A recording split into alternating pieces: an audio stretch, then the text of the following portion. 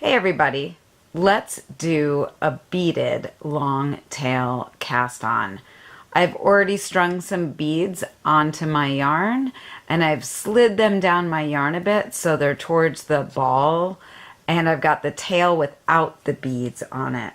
And what I'm going to do first is just make a slip knot just like you would start a normal long tail cast on, and put that on to your needle with the tail to the back and the working yarn to the front.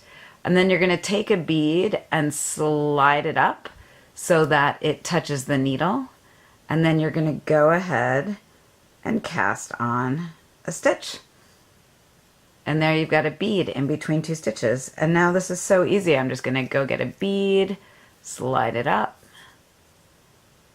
and then cast on a stitch. Go get a bead, slide it up, cast on a stitch. Go get a bead, slide it up, cast on a stitch, and then you're going to continue on like that. If you ever see a bead that seems like it's not in the right place, you can just pop it over just like that. Go get a bead, slide it up, cast on a stitch, go get a bead, slide it up, cast on a stitch. So one of the cool things, there I just popped another one over for you. One of the cool things about this cast on is if you string on the correct number of beads that your pattern calls for, you don't actually have to count your stitches, because your beads are going in between every stitch, and you'll end up having one less bead than you have stitches. So it's like a little trick right there. One thing I will say, and this is a good way to end this video, is since this cast on takes a little longer than your average long tail cast on, you want to make sure that you have enough yarn on your tail when you go to work the cast on.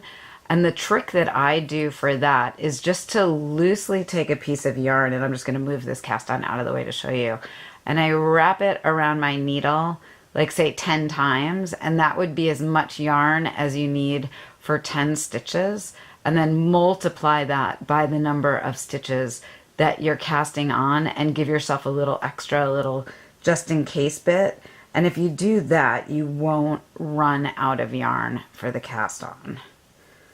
Because it's super annoying. I know we all do it all the time, but if you can avoid it, that's fabulous. I'm just going to keep casting on for a little while because it's fun.